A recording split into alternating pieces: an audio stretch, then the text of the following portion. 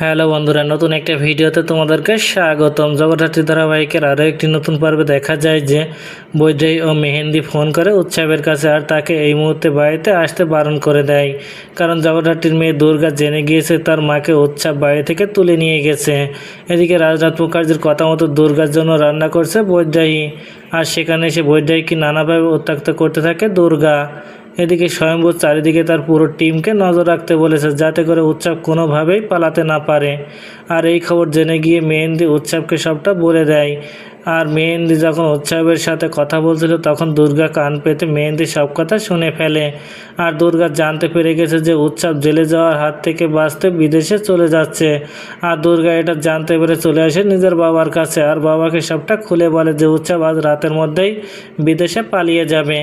আর মেয়ের মুখে এই কথা শুনে স্বয়ম্ভু আর দেরি না করে চলে আসে এয়ারপোর্টে।